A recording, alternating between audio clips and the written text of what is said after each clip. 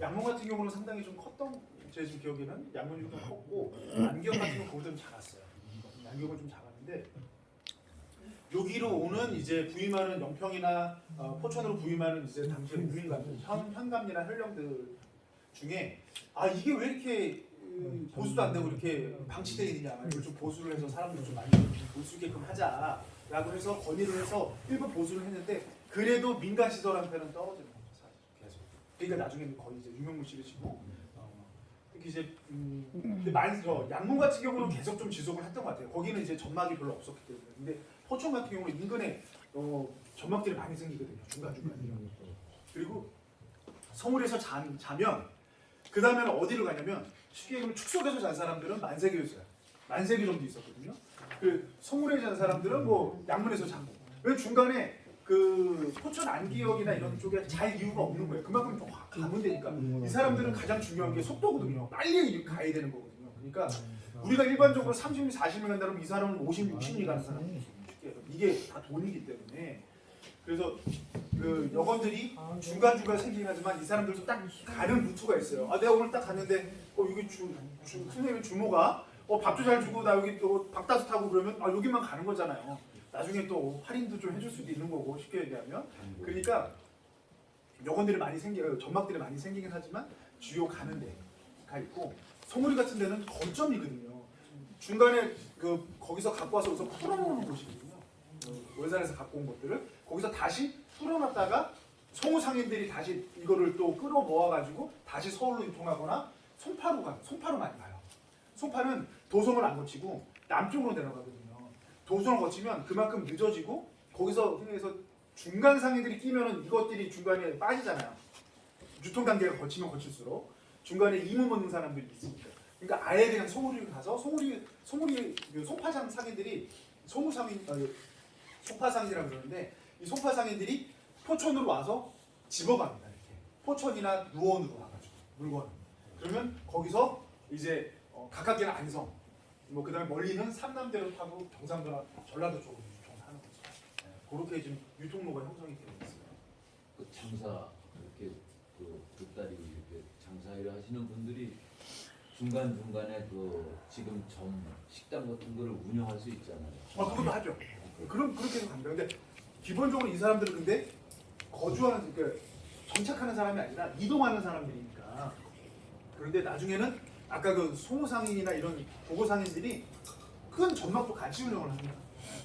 점막도 같이 운영을 하고요. 그 다음에 지금 큰일에서 당시에 내가 보고상만 하는데 맨날 왔다 갔다 하고 힘들어. 그래서 내가 정착할게. 그런 사람들이 송우에 정착을 하는데 그게 이따가 좀 나오겠지만 그거부터 좀 말씀을 드릴까요, 그럼? 이것도 말씀드릴 얘기가 나왔으니까 우리가 그냥 뭐 말씀드릴게요. 그냥 들으세요. 43번 도로변으로 사람들이 막내가 많아져요. 사람들이 막내가 많아지고 포천 같은 경우는 물론 농경지도 많아서 농사 짓는 사람들이 많은데 농사 짓는 것보다 내가 가서 주막하고 여기서 밥 팔고 뭐 허드렛 일 하는데 돈을 더 벌어. 그럼 사람들이 어디로 모이겠어요? 다 돈을 모이죠. 모이는 거야. 그리고 양문 같은 경우 그 영평 같은 경우도 원래 영평 읍치는 어디 있었냐면 영평리에 있었어요. 영평리에. 근데 그 사람들이 어디로 오냐? 양문 쪽으로 이동을 해서 와요. 그래서 지금 영중면 거기가 형성이 되는 거예요. 쉽게 얘기하면. 네. 그게 이제 조선 후기부터 이렇게 형성이 되는 겁니다. 딱 길 건너면 양문역이 있고, 양문역까지는 안 가요. 양문역은 사실은 관리들이 있기 때문에 딱 건너편에 와서 거기다 이제 지속조를 해서 만들면서 거기에 점막도 만들고 뭐 이런 주막 만들고 거기서 사람들이 사는 겁니다. 저쪽은 읍치고 넓을 두는 거고. 포천도 쉽게 얘기하면 포천 읍치가 어디 있어요? 반월산 밑에 있잖아요. 군내 구읍이잖아요. 구읍에 있는데 이 사람들이 거기 이제 대로변에 쭉 그냥 지금 따지면은 군내 면사무소 있고 거기 앞에 조그만 거리 도로변에 사람들이 쭉 모여 살았어요. 제가 지적 공부를 다 떼봤거든요. 거기에 대지들이 좀 있어요. 나머지는 다 농지고. 그 위쪽으로 그리고 군내 면사무소, 향교 거기는 이제 다 국유지. 지금 저 일제강점기 때 지적 공부를 제가 떼어보니까 국유지예요. 그거는 다 나라에서 갖고 있는 땅이고 그렇게 했는데 이 사람들이 나중에 어디로 가? 넘어가요. 신읍동으로. 그래서 지금 새로운 동네 신읍이 만들어졌어요. 그래서 나중에는 영평도 보니까는 우리가 1911년에 영평하고 포천하고 최종적으로 합해서 포천이 만들어지죠. 포천군이 만들어지는데 그러다 보니까 영평도 보니까 거기 사람 별로 안 살아. 그럼 포천이랑 합쳐야 되는데 어디로 갈까? 포천으로 가자. 근데 포천에도 사람이 어디를 살아? 신입동에 많이 사네? 이쪽으로 옮긴 거죠. 그러면서 포천 공립보통학교가 1913년 지금 그때부터 기록에 나와요. 포천 공립. 그러니까 언제 군내면에 있었어요. 그 전에는 군내면에 있다가 포천으로 넘어온 기록은 없는데 찾아보니까 제가 일제강점기 기록 그 독립운동 때문에 찾아봤거든요. 왜냐면 포천 공립보통학교에서 3.1운동이 일어나요. 포천 지역의 3.1운동이.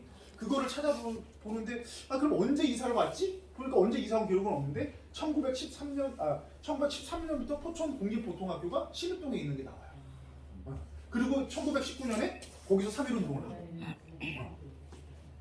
그러니까 이쪽에 있다가 이쪽으로 넘겨오는데 그 시기가 아마 영평하고 포천하고 합쳐진 그 시기에 새롭게 관청을 만들어서 신읍이 만들어졌다라고 저는 파악을 하고 있거든요. 그런 부분입니다. 그거와 연관선상이에요. 그래서 사람들이 옛날에 관청이 있었던 곳은 어디가 주로 관청이 있냐? 뒤에 배산임수라고 그러잖아요. 뒤에 산이 있고 앞에는 개천이 있는 곳이 배산임수로 적당하죠. 뒤에 포천 군내면 같은 경우 뒤에 반호산성이라고 청성산이 있죠. 앞에 구읍천 조그맣게 있죠. 거기에 위치를 잡아줘요. 영평도 뒤에 불무산이 있어요. 거기 산성이 있었습니다. 불무산 있고 앞에 영평천이 흐르고 있어요. 거기에 위치를 잡은 거예요. 근데 사람들이 인구가 늘어나고 사람들이 많아지니까 여기는 한계가 있어요. 뒤에는 산이고 앞에는 하천인데 커질 수 있는 게 폭이 작죠. 그러니까 옮겨가는 거예요. 사람들이 옮겨서 가서 영평 쪽은 양문으로, 포천 쪽은 신읍으로 옮겨갑니다. 그게 이제 어디로 만들어지냐? 도로변에 이제 그 취락들이 생기는 거예요. 집들이 도로변을 이전합니다. 그게 다 이제 상업과 연관이 되는 거예요. 먹고 사는 게 농업 위주가 아니라 농업으로만 사는 게 아니라 상업으로도 먹고 살 수 있으니까 다 상업으로 조금 더 이렇게 되면 또 그 장사하거나 영업 사업하시는 분들도 약간 그 좀 편하는 건 아니지만 농업보다는 당시에는 상업이 조금 더 편한 그런 직종이기 때문에 다 이쪽으로 몰려온 겁니다. 이 장거리점이란 거는 지금 신읍동입니다. 이게 포천천이에요. 포천천이고 여기 T자가 당시에 군청입니다. 지금 포천시청 똑같습니다. 자리 위치 군청 써있죠 여기. 네. 이게 20세기 초 일제강점기 초반에 지형도에 이게 2013, 4, 5 그쯤에 나온 겁니다. 그때 이제 이렇게 나온 겁니다. 여기 보시면 이게 도로거든요. 지금 현재 시청 앞에 있는 도로. 요게 당시에 도로였어요. 이 도로변에 요런 거 보이시죠? 쭉 도로변에 늘어서고 이게 당시에 가옥들이에요. 그리고 주막들이 이쪽으로 사람들이 다 이전하는 겁니다. 여기는 이제 호병골 당시 서면 여기 서면이죠. 호병골 쪽 들어가는 쪽이고 위쪽에 모여 살기 시작합니다. 사람들이 이제 구읍을 떠나서 여기는 송울입니다. 송울이 여기도 송울이 이렇게 보이시죠? 송울이 보면 이렇게 다 그 지금 송울이 앞에 옛날 지금 도로는 이쪽에 뚫려 있죠. 옛날에 지금 송울이 여기 구시가지 도로입니다. 이쪽에 보면 여기 집들이 보이시죠? 이렇게 집들이 이런 사람들이 이제 여기에 모여 살기 시작을 하는 겁니다. 이쪽으로. 그리고 여기는 아까 말씀드린 누원이라고 하죠. 양주, 그러니까 의정부. 그러니까 지금 호원동도 보면 딱 이 도로변에 취락들이 여기 검은색이 다 취락인데 이런 것들이 이렇게 쭉 도로변에 모여지게 돼요. 그러면서 당시에 사람들이 모이게 되면서 자기 살던 그런 근거지를 벗어나서 이쪽으로 새로운 곳으로 모이게 되는 그런 부분이 만들어지게 되는데 우리가 쉽게 얘기하면 이러잖아요. 구읍이 있고 신읍이 있는데 뭔 차이지? 여기는 옛날 그럼 도읍이고 여기는 새로운 그 사람들이 사는 건데 그럼 언제 왔지? 왜 왔지? 그런 거 궁금해하실 거예요. 근데 다 이거랑 연관이 된다고 보시면 돼요. 이제 그 상업 유통로와 연관이 돼서 이쪽으로 다 농경지는 차치하고 이쪽으로 나오게 된다라고 좀 봐주시면 됩니다. 그게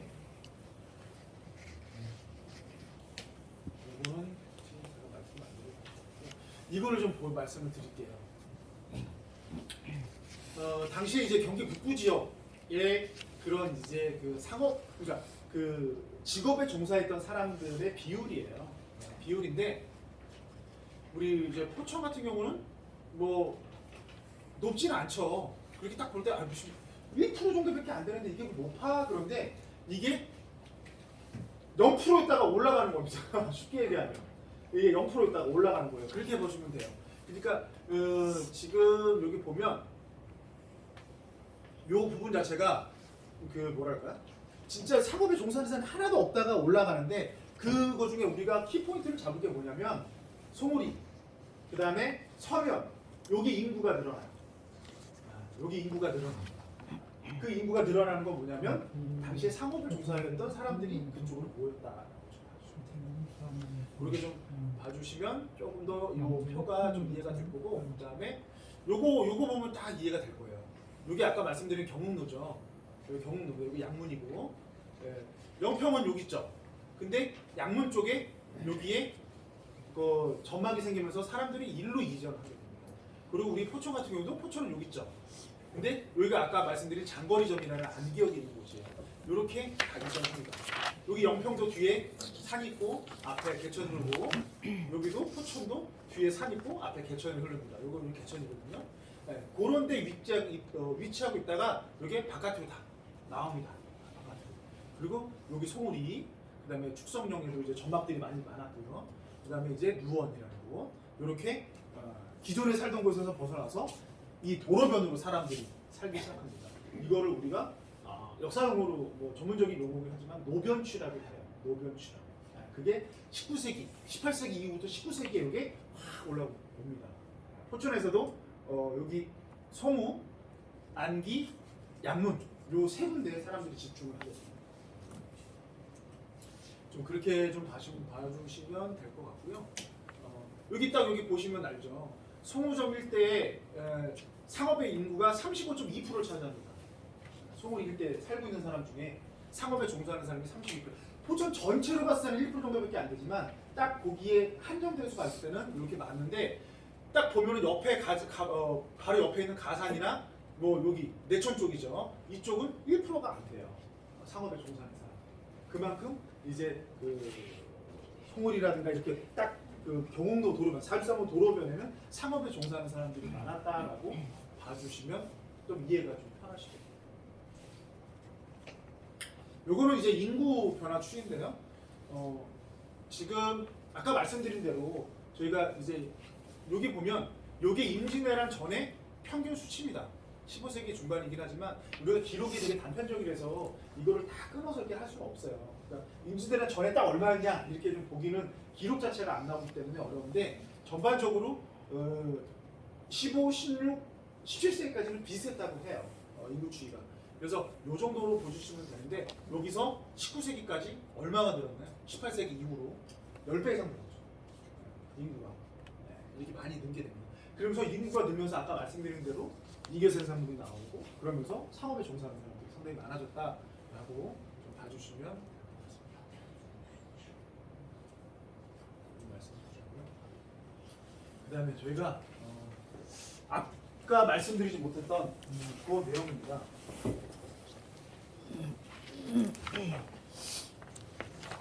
이 경운도라는 도로 자체가 뭐 관방도 있고 그다음에 상업 유통로도 있고 정치 외교로도 있고 뭐 그랬는데 포천하고 최근에 가장 좀 연관이 되는 부분들은 이 금강산 가는 길에 기착점이 포천이었고 거기에 영평팔경하고 한탄강이 있었다라고 좀 봐주시면 될 것 같아요. 그 얘기는 앞서 제가 좀 생략하고 뒤로 넘어갔는데 요것만 제가 본격적으로 말씀을 드리겠습니다. 조선 후기 실학자인 이중관이라는 사람이 있어요. 이중관, 틴니지 유명하죠. 구격권도 있습니다. 관심 있으신 분들은 구격권 한 14,500원 정도 할 거예요. 제가 칩하려고 하는 건 아니고 쉽게 볼 수 있습니다. 그래서 쉽게 볼 수 있는데 거기에 이 포천 쪽 제가 그랬죠. 포천은 동교 지역이라고 말씀드렸어요. 이성계 얘기하면서 서교는 파주, 고양, 교화, 적석 이쪽을 이제 서교라고 얘기를 했습니다.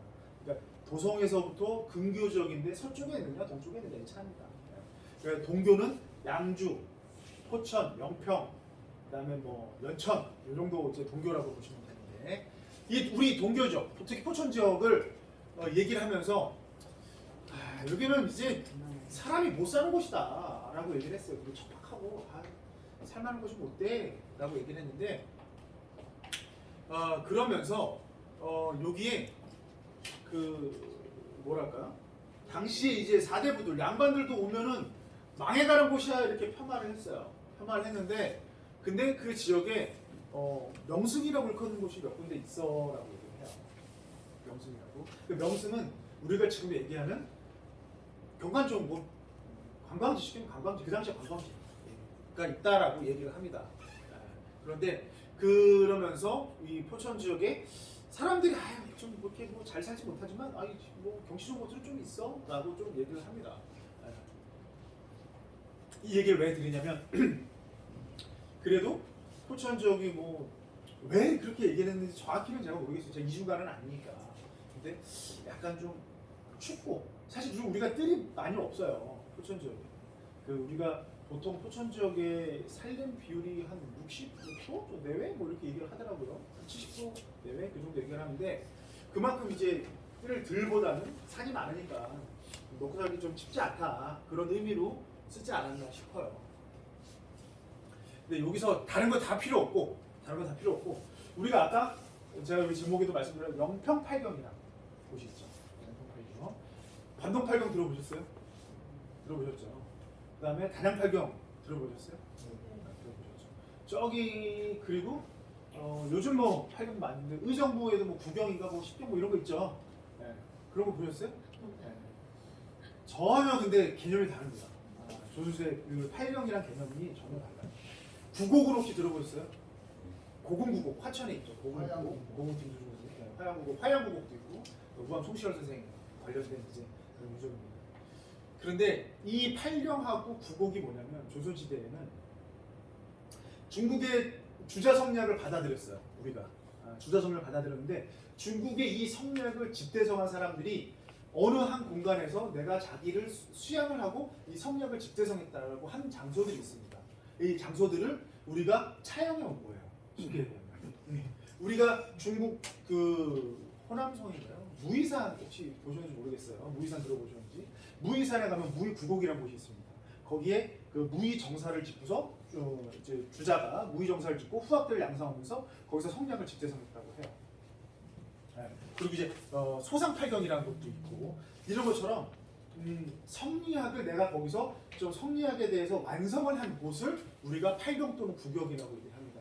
그래서 이 팔경 또는 구경은 지금으로 따지면 관광지고 뭐랄까요? 우리가 경치 좋은 곳이지만 다 인물들과 연결이 돼 있어요. 인물들과. 우리가 단양팔경도 보면 뭐 삼봉 정도전하고도 연결될 수 있고 관동팔경하면 순간 정철하고 연결이 되고 우리도 영평팔경하면 근데 인물이 좀 많아요. 뭐 사암 박순 선생도 있고 미수 허목 선생도 있고 뭐 좀 있습니다. 그 다음에 뭐 저쪽에 아까 화양고궁 얘기했지만 거기 무한 송시열 선생도 연결이 돼 있고 그래서 당시에 우리가 본받고자 하는 사람들이 있었던 곳 거기서 뭐 공부를 했든 아니면 거기서 뭐 그 학문적인 수양을 하고 낙향을 해서 살든 그런 곳을 우리가 팔경 또는 구경이라고 부르셨습니다. 조선시대. 네. 근데 이 영평 지역도 당시에 사암 박순 선생님들 아니면 미수 허목이들 근데 미수 허목은 연천분이에요. 그래서 여기 있는 다녀간 거지 여기 살았다고 보기는 좀 어려워요. 그래서 제가 생각할 때는 그래도 사암 박순 선생님 제일 맞지 않나. 그리고 이제 옥병서원이라는 제한시설도 있었기 때문에 제일 좀 사암 박순 선생님이 맞지 않나라고 일단 생각을 하고 있는데 그런 부분에 대해서 아직까지 연구된 건 없습니다. 근데 또 그런 부분들이 좀 연관이 돼요. 그래서 대부분 이런 팔경이나 구곡 같은 데는 다 서원이나 사우들이 있습니다. 대부분. 저쪽에도 화양국 보면 만동묘도 있고 화양서원도 있고 그다음 우리도 옥병서원 있고 이런 것처럼 대부분 이렇게 제향시설하고 연관이 돼요. 제가 이 말씀을 왜 드리냐? 우리가 이 유람이라는 문화가 많이 발달하기 전에 내가 집에다가 내 저쪽에 영평에 좀 이름난 곳이 있다는데 가보고 싶은데 집에서는 이렇게 얘기하면 좀 그렇지만 집에 계신 분 그렇죠. 집에 계신 분 있죠. 장모님 따님 계시잖아요. 저도 지금 집에 계시는데 장모님 따님이 어딜 가 지금 먹고 살기 힘들고 할 것도 많은데 어딜 가 딱 그러는데 그러면 딱 얘기를 하죠. 내가 성리학적 소양이 좀 부족한데 자기 성찰을 좀 하고 내가 항자로서 그리고 이제 내가 그 당시에 이제 관료로서 내가 좀 더 한 단계 업그레이드 하려면 여기를 꼭 갔다 와야 되겠어라고 가는 거죠. 이렇게 핑계를 댑니다. 핑계를 대면서 어디를 가냐? 나는 내 속에 마음속에 항상 사한 박순 선생님이 계셨어. 그러면 나는 그래서 이 연평팔경을 좀 갔다 와서 박순 선생님이 배양된 옥병선을 가서 내가 참배를 하고 그 다음에 돌아올게라고 합니다. 그리고서 가서 금수정 갔다, 창업봉 갔다, 화정인 갔다 놀고 들어가요. 그 기록이 단편적인 기록이 남아 있습니다. 친구 3명이서 집에다가 나 박수 선생님 뵈러 갔다 올게 하고서 가서 3명이서 친구들하고 연평천에서 멱을 감았다는 기록이 나와요. 그러니까 그게 없는 얘기한 게 아니에요. 진짜 말씀드리는 거예요. 네, 그런 것처럼 당시에 유람을 하는데 자기 합리화도 될 수 있겠지만 가장 먼저 생각했던 거는 내가 이 성리학을 학문을 더 증진하고 수양하기 위해서 내가 한번 이런 경치 좋은 것을 내 선현들이 있었던 곳을 한번 갔다 올게라고 하는 게 하나 있습니다. 그래서 이 얘기는 뒷얘기부터 제가 했는데 아무튼 그 다음에 앞으로 좀 돌아가겠는데 이런 부분 선현 참배를 하기 위해서 이 영평을 또 찾았던 그런 곳입니다. 근데 거기에 또 가장 중요한 게 뭐냐면 길이 편해서 오늘 길이 힘들면 가기 싫죠. 근데 경운도랑 길이 편해서 가게 되는 거예요. 그러면서 아까 말씀드린 대로 축석을 딱 넘어서 축석에서 하루 자고 아니면 소문에서 하루 자고 그 다음에 양문에서 또 하루 자고 그 다음에 꺾어서 이렇게 들어오는 거예요. 그런 것 때문에 전막도 더 이제 활성화가 됐다고 봐주시면 됩니다. 자, 이 얘기는 꽤 앞서서 그러면서 이런 이제 뭐랄까 경승지들이 이제 좀 이제 이름이 날리게 되는데 그분들이 와서 그냥 가는 게 아니잖아요. 집에 갔는데 당신 뭐 하고 왔어? 나 그냥 가서 참배하고 왔어. 뭐야 하는지 아닌데 어떻게 알아? 모르잖아. 그러니까 와서 시라도 하나 쓰고 가야지. 그래서 시를 하나씩 씁니다. 그리고 내가 갔던 여정을 기록으로 좀 남겨요. 기행문으로. 네. 그런 것들이 남아져 있는 것들이 이런 이제 명소들이라고 봐주시면 될 것 같아요. 그리고 이 아까 영평팔경이라고 말씀드렸잖아요. 이 각각을 영평팔경으로 규정지은 것들은 많이 없습니다. 그냥 이 각각이 나오는 거예요. 영평에 그냥 이런 멋진 곳이 경승들이 있다라고 각각이 나오는 건데 19세기 다 돼서 여기 영평 지역에 박순 선생님도 계시는데 여기 8가지 명소들이 되게 이름나 그래서 영평팔경으로 한번 붙이는 적이 있습니다. 19세기에 나와요. 그 전에는 이거 개별입니다. 개별. 그래서 내가 딱 갔는데 그 아까 제가 말씀드린 친구 3명이랑 왔던 분은 창업병 갔다 금수정 갔다가 돌아가요. 백로주도 아마 가는지 모르겠는데 돌아가요. 근데 이곳을 거의 다 다닌 분이 누구냐? 아까 말씀드린 면천에 사시는 미수허목 좌회전까지 지냈던 미수허목이 거의 여기를 다 다녀서 기행문으로 남겨놓습니다. 시도 쓰고. 자, 그러면 거기서 우리가 각각을 한번 좀 얘기를 좀 해볼게요. 화적연 혹시 아세요? 네. 최근에는 그래도 많이 좀 더 열심히 하겠습니다. 제가 좀 관리하는 것인데 더 열심히 하겠습니다. 많은 분들이 찾아올 수 있게끔. 네. 근데 이 화적연이라는 곳이 어떻게 보면 영평팔경 1경이라고 해요. 근데 영평팔경에 사실 1경, 2경, 3경, 4경 저는 기록에 못 봤어요. 이렇게 여기는 1경이고 여기는 2경이고 이건 기록은 못 봤는데 제일 먼저 등장합니다. 화적연 등장할 때. 그래서 이제 화적연을 우리가 일단 1경 이렇게 좀 쓰는데 이 화적연은 뭐 많이들 아시니까 요거는 뭐 생략할게요. 벼와자에 쌓을 적자, 연문조자 이렇게 썼는데 화적연은 가장 중요한 건 이겁니다. 여기서 기우제를 지냈는데 그냥 기우제를 지낸 게 아니라 국행기우제를 지냈습니다. 숙종 때 이제 기록에 많이 나와요. 숙종에서부터 기록이 나오기 시작하는데 비가 안 오고 안 올 때 우리나라에서 제일 안 올 때 여기서 마지막에 지내는 곳입니다. 그래서 그 기우제에 12단계가 있어요. 지내는데 12단계가 있는데 그 중에 제일 마지막이 여기입니다. 그래서 도성 근처에서 지내는데 도성 근처에 관악산 맞죠? 관악산, 그 다음에 개성의 박영폭포, 그 다음에 화적연 이 세 군데서 제일 마지막에 비가 안 오고 안 올 때 지내는 겁니다. 근데 여기 화적연이라는 이름 자체가 화적연 이거 벽가리 같으세요? 비행기 같은. 그렇죠. 제가 화적을 가서 해설하면 뭐 같으세요? 그럼 비행기 같아요. 그리고 누구는 뭐 스텔스기 같아요. 그런데 조수생 비행기가 없었어요. 조수생은 비행기가 없었습니다. 근데 이거는 주술적인 의미가 좀 있다고 봐요. 요게 벼집단이면 이만큼 큰 벼집단이 있으면 풍년, 많은 사람들이 먹고 할 수 있잖아요. 그러니까 풍년을 기원하는 주술적인 의미에다가 의미가 더해져서 여기서 기우제를 지냈던 그런 곳이었다라고 좀 봐주시면 될 것 같아요. 근데 기우제를 지내고 나서 비가 왔다는 기록도 혹시 있습니까? 그건 없어요. 화적에는 없습니다. 딴 데는 뭐 제가 찾지 못했는데 화적연 기록은 제가 다 찾았는데 화적연 기록은 없어요. 비 온 기록은 없어요.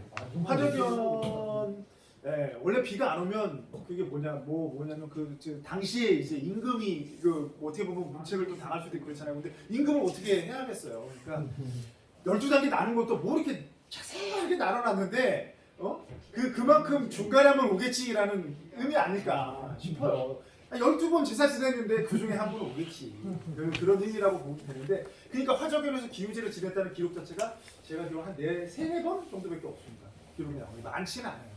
왜냐면 그만큼 비가 안 와야 되는 건데 12번까지 지내려면 비가 안 와야 되는데 그런 부분은 없으니까 그럼 그게 12단계에서 네, 맨 제일 마지막. 마지막이 네, 마지막. 그게 이제 아까 말씀드린 대로 박연폭포하고 관악산하고 여기가 제일 마지막입니다. 그래서 요 화적연은 재산을 파견합니다. 조정에서 재산을 파견해서 가서 뭐 영의정, 좌의정, 우의정 중에 한 명이 제 재상이면 가서 좀 기우제를 지내고 와 이렇게 해서 파견을 하는데 근데 아까 선생님 말씀드린 비행기 닮았다 그랬잖아요. 당시에 당시에 화적연을 유람했던 사람 중에 이게 무슨 화적연이야? 화적연 좀 해가잖아. 이 화적연 이렇게 웅장하고 그러는데 좀 이렇게 스케일 크게 한번 가자. 그러면서 이 석야 박세랑이라는 인물이 있어요. 의정부 수락산 밑에 사셨던 분입니다. 이분이 이가 딱 화적연을 보고 나서 이게 무슨 화적연이야? 귀룡연이네. 거북 등에다가 이게 용이네. 용머리네. 예, 이렇게 이름을 붙입니다. 그래서 귀룡연이란 시도 만들어요. 근데 여기는 뭐라고 써놨냐? 풍악산 12,000봉에 방불케 하다. 풍악산 어딘지 아세요? 금강산입니다. 금강산 12,000봉에도 견조도 화적연이 뒤지지 않는다라고 이렇게 거창하게 쓰셨는데 네, 제가 금강산을 못 가봤습니다. 금강산을 못 가봤는데 어쨌든 이렇게 칭송을 하고 가요. 그리고 자기랑 같은 좀 이렇게 당색이 같은 인물 중에 남대재라는 인물인데 그 사람이 내가 좀 낙향에서 살만한 곳을 좀 구하려고 해요. 구하려고 하는데 화적연에 가서 화적연에 살아라. 그랬더니 여기 내가 살고 싶은데 땅을 못 구해. 그래서 못 살겠어. 뭐 이런 기록들도 이게 서간문이죠. 서로 편지 주고 받는 거 그런 기록들도 나와요. 그만큼 이제 석야 박세상이라는 인물이 화적연을 되게 좋아했다고요. 자기 아들 박태로도 그렇게 여기 데리고 몇 번씩 데려와서 보여주고 하더라고요. 어쨌든 이 화적연이라는 곳은 기우제를 지냈던 곳인데 당시에 뭐 진짜 정승들도 화적연에 와서 그 경치에 탐복을 했던 곳이다라고 좀 봐주시면 될 것 같습니다. 요거는 저희가 제 기억으로 2014년 같은데 그때 14년인가 아니면 16년 둘 중에 하는데 저 아직 나이 많이 안 먹었는데 오락가락하네요. 제가 이거 그때 주관했었는데 저희가 경기 민속문화회로 화적연 전통기우제 재현 행사를 신청을 해야 돼가지고 그때 이제 저희가 화적연 기우제를 지냈습니다. 근데 그냥 저희가 추정할 때 화적연 기우제문은 있어요. 기우제문은 있는데 당시에 그래서 이병찬 선생님인가요? 기우제문 그때 하셨는데 화적연의 기우제를 어떤 방식일 수 있다. 뭐 용신제도 있고 뭐 여러 가지가 있거든요. 기우제 지냈는데 어떤 걸 했다는 기록은 사실 안 나와요. 그래서 당시에 그냥 퍼포먼스 형태로 용 이렇게 좀 이렇게 당시 우리 시립예술단에서 용 무용이라고 할까요? 좀 그런 걸 좀 하면서 기우제를 좀 지냈던 기억이 있습니다. 그 다음에 이제 창업벽. 창업벽은 뭐 사암 박순 선생님이 이제 낙향했던 곳으로 유명하죠. 유명하고 여기에 보면 이제 창업벽 안감문이라는 우리가 좀 글자를 지금도 볼 수 있는데 여기에 요런 것들 백연화, 이항정. 백연화는 박순 선생님 집입니다. 집이에요. 그러니까 백연화, 이양정 그 박수 선생님 집 근처에 정자를 하나 또 만들었던 것 같아요. 근데 백연화를 여기 위에라고 하시는 분들도 있고 하여튼 그거는 좀 약간 뭐 엇갈려요. 그래서 하여튼 뭐 여기 백운계, 청냉담, 통상, 뭐 창업병 이런 것들이 있는데 요거는 대부분 다 영평천 근처라고 좀 생각을 하고 있습니다. 이게 요게 저 뭐야 저쪽에 선유담이나 이쪽까지는 얘기를 하시는 건 아니고 화저병까지도 얘기를 하시진 않았어요. 다 이 근처라고 얘기를 하는데 혹자는 저희가 일반적으로 창업병을 요걸로 알고 있는데 여기에 이제 그 전국 가는 도로가 이렇게 있죠. 창업병을 요거로 얘기를 알고 있는데 어떤 분은 요것도 창업병으로 얘기하시는 분들이 있어요. 학자분 중에서도. 네, 근데 요거는 뭐 이렇게 기록이 여기다 딱 나오지는 않는데 이 여기 보면은 높이가 4, 50자 정도 된다라고 하는 거 봤을 때는 이거는 좀 너무 작지 않을까라고 생각하고 있습니다.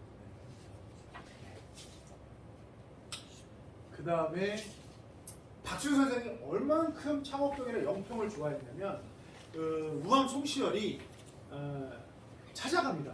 당시에 임금이 송시열한테 박수 선생님 다시 한번 좀 나오라 그러면 안 돼요?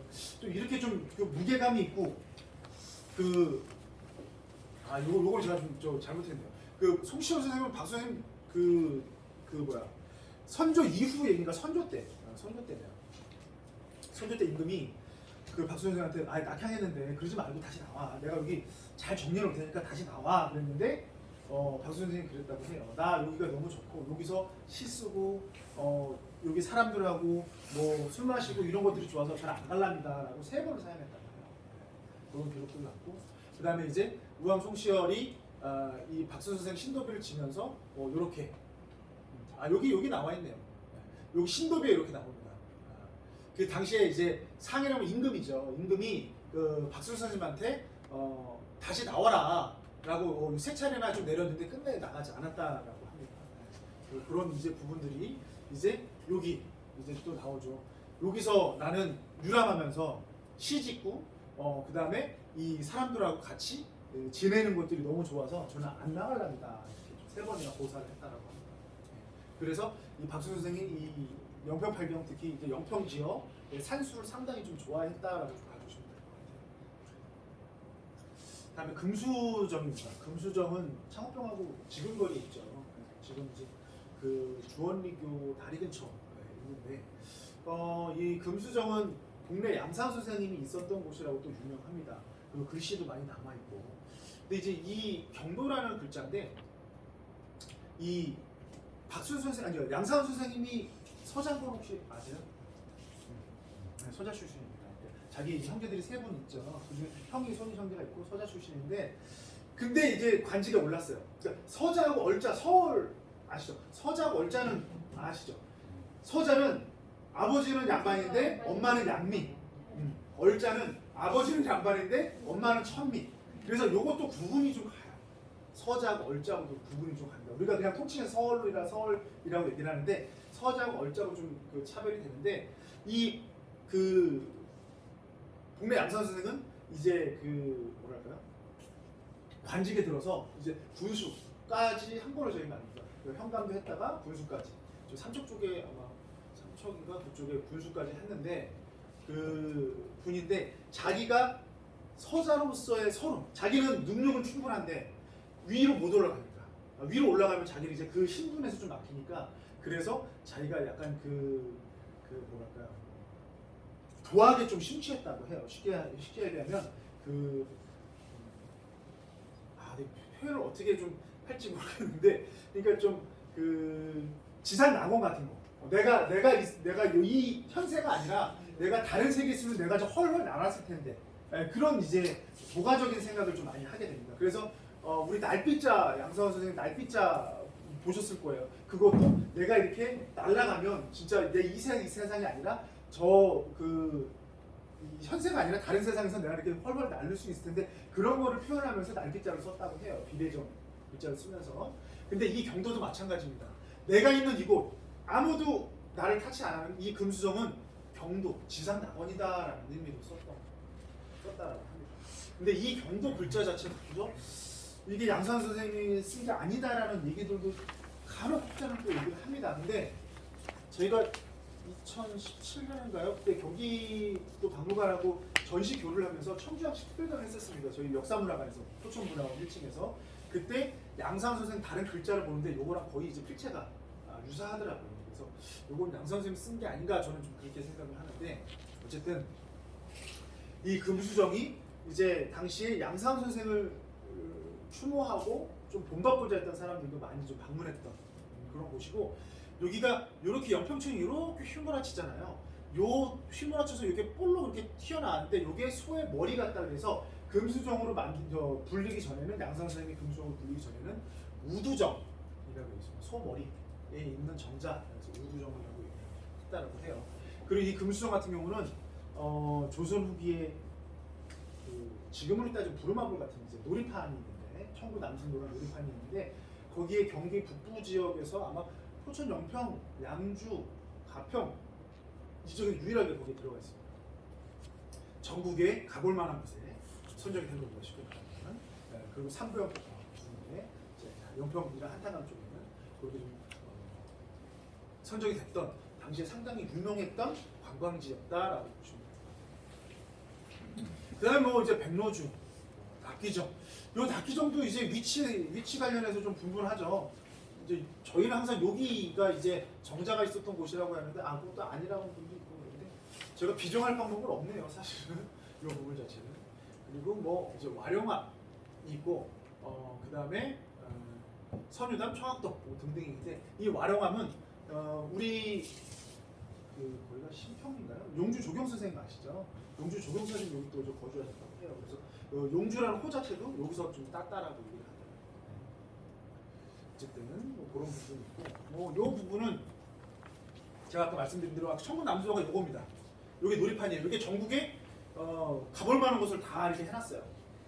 가볼 만한 곳을 해놨는데 여기에 보면 승려, 뭐 그다음에 기생, 선비, 요게 기생, 요게 선비 뭐 이렇게 돼 있어요. 요 하나씩 이제 내가 되는 거예요, 이 사람이. 그래서 그 당시에 주사위가 아니라 육각 모양의 요런 이제 그 돌림 패가 있어요. 그걸 돌려서 1, 2, 3, 4 오면 요걸 하나씩 이렇게 옮겨 다니면서 거기서 이제 판놀이를 했던 그런 이제 놀인데 요런 것들이 이제 영평 지역의 그 명승들이 좀 기록이 돼 있다라고 봐주시면 될 것 같아요. 시간이 많이 없네요. 자, 그럼 요거 얘기를 하겠습니다. 아까 얘기한 것처럼 선현들이 가기 위해서 이렇게 그 경승지를 찾았던 그런 부분들이 또 있고 요건 똑같은 얘기예요. 그러면 성리학적인 완성. 근데 거기서 가서 내가 그냥 갔다 오는 게 아니라 시도 쓰고 글도 쓰고 이로 갔다 오는 그런 부분이 있고 그 다음에 하나는 부임지를 통해서 가는 거예요. 당시에 여기는 이제 금강산 여기 뭐 학번 김성일 부분이 있는데 김성일이 그렇게 통천을 가고 싶어 했대요. 통천으로. 통천을 왜 가냐 그랬더니 금강산 가고 싶어서 통천으로 날 보내주십시오. 나 통천 가서 열심히 내가 그 주민들하고 내가 그 통천을 좀 발전시킬 테니까 통천을 보내주십시오. 아니면 고속이라도 보내주십시오.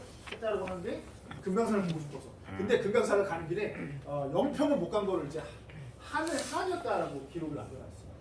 그런 것처럼 내가 이 영평 지역에 또 가고 싶어하는 사람도 있었고 영평 팔경을 좀 보고 싶어서 그런 것처럼 이 부임지를 그쪽으로 선호했던 그 당시 명소로 선호했던 그런 부분도 좀 있었다라고 좀 봐주시면 됩니다.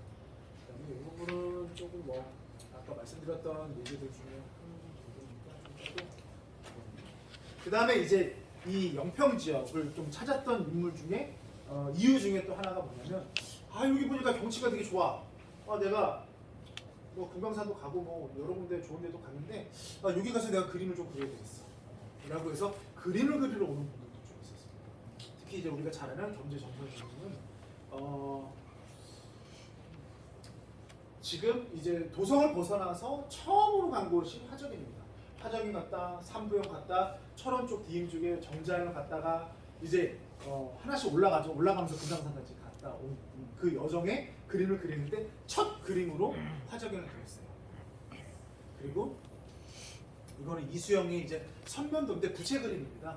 부채 그림인데 요거는 딱 그냥 화정만 갔다 오고 그 그림을 그리신 거고 아까 화정현 사진 보셨잖아요. 요거랑 요거는 약간 좀 이게 진경산수한데 약간 좀 추상적으로 그린 거 아닐까 싶은 생각이 들어요. 근데 요게 오히려 화정현하고 좀 맞고 요것도 좀 화정현하고 비슷합니다. 요거는 그 여기는 이제 관인 쪽이고 여기는 그 영북 쪽 같은데 영북 그 화재근 등자락에서 이제 그리신 게 아닌가 그렇게 생각이 되는데 이 겸재 정소는 금강산을 가는 길을 그렸고 이 지우제 정수영은 여주서부터 배를 타고 한강을 쭉 유람을 해요. 유람하면서 거길 또 한번 그리고 그 다음에 한강 끝에서부터 임진강을 따라서 이렇게 올라갑니다. 임진강. 그거를 그림을 그렸는데 그걸 한임강 명승 독권이라고 얘기합니다. 한강 임진강 근처에 경치정국을 내가 지금 그림을 그렸다. 근데 이 한임강 명승 독권에 어디 있느냐면 화적연, 창옥병, 금수정, 선유다 영평 쪽 많이 그렸어요.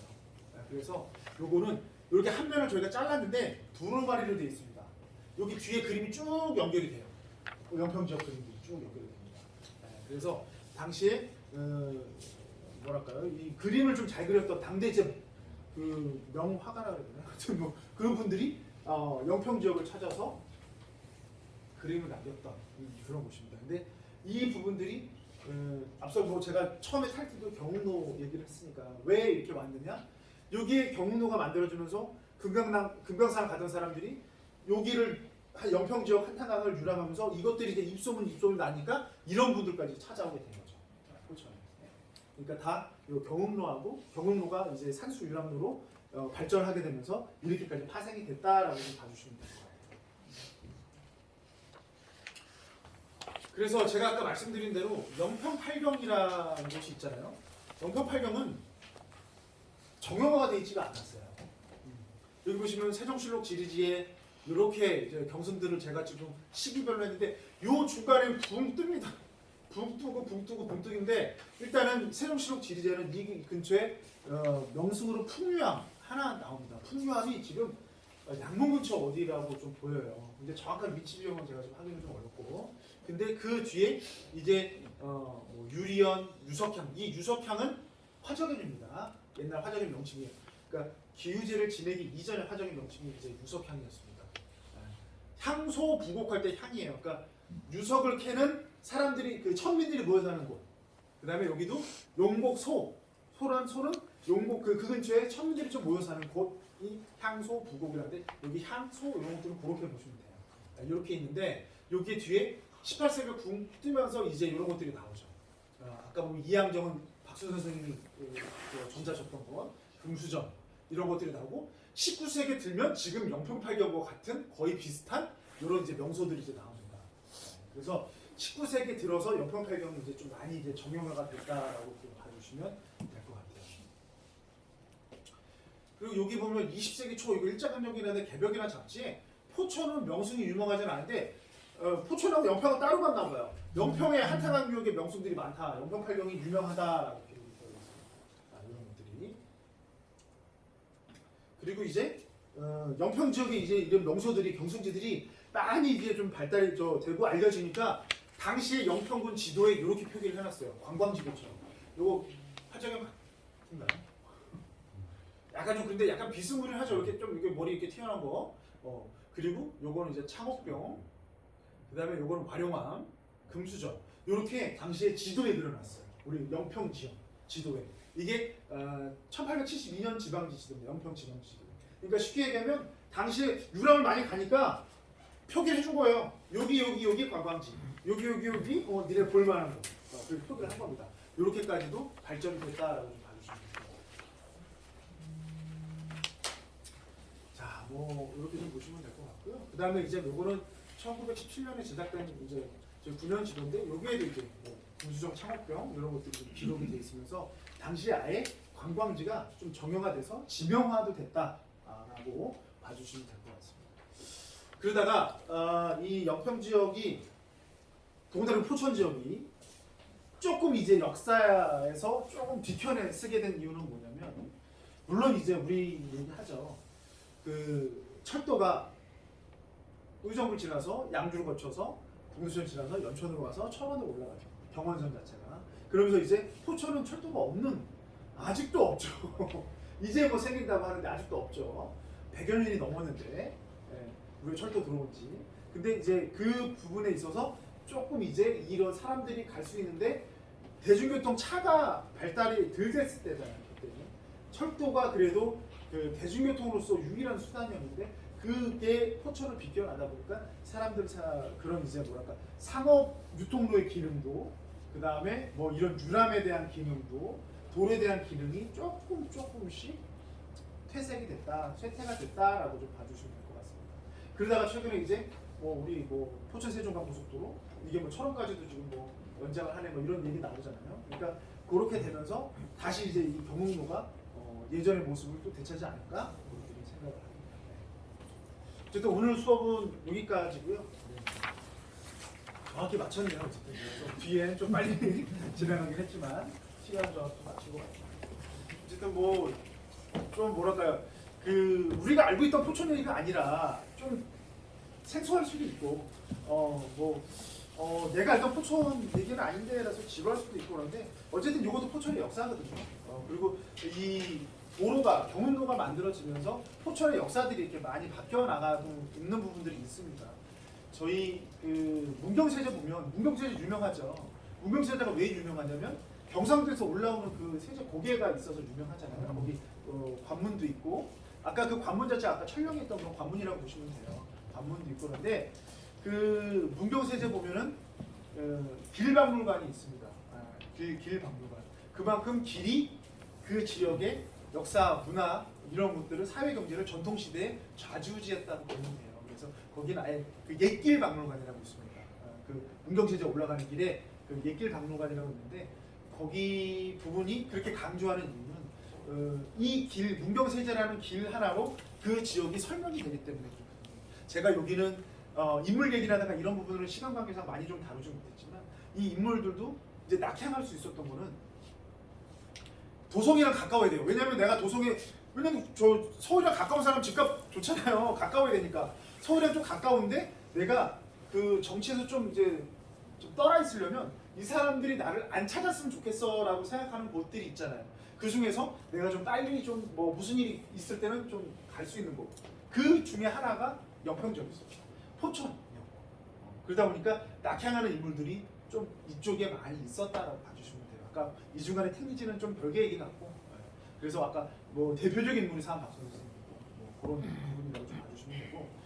그다음에 좀 하나 우리가 어쩔 수 없이 역사 얘기를 하다 보면 조선시대 얘기는 특히 그렇지만 이 당색이라는 것들이 좀 중요해요. 그러니까 정치적으로 살인들이 뭐랄까 하면서 살인들이 이제 정치를 주도하면서 그리고 포천은 이 뭐 그때 좀 말씀드렸지만 이성계 관련해서 전주시들의 그런 이제 그 집성촌들이 상당히 많이 있었고.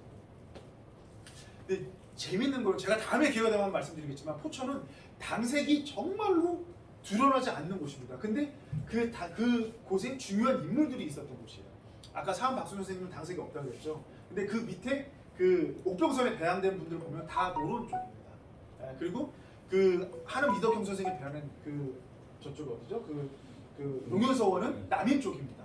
그리고 화산서원 쪽은 또 이제 서인 쪽이에요. 노론 쪽이에요. 약간 이항복 선생님은 당색이 그렇게 드러나지 않았는데 그런 것들이 다 산재가 돼 있어요. 그래서 하태강을 유람하는 인물들 중에 아까 얘기한 석의 박사장 선생은 소론입니다. 노론 쪽에서 그러니까 서인 쪽에서 소론이에요. 미수 허목은 남인이에요. 그 다음에 우암송시열 이분들은 또 노론입니다. 당색을 구애받지 않고 오는 곳이 포천이고 살고 싶은 곳이 포천이었어요. 그런 곳이 이제 다 연결이 되는 곳이 여기거든요. 그래서 인물 얘기를 하면은 우리는 그전에는 인물이 어떻게 성장했고 어떤 업적이 있는데 이런 당색 얘기를 하거나 이런 정치 얘기를 하면 조금 재밌는 곳이 또 포천입니다. 제가 기회가 되면 다음번에 이 얘기를 한번 또 해드리겠습니다. 오늘 수업은 이걸로 마칠게요. 네네. 감사합니다.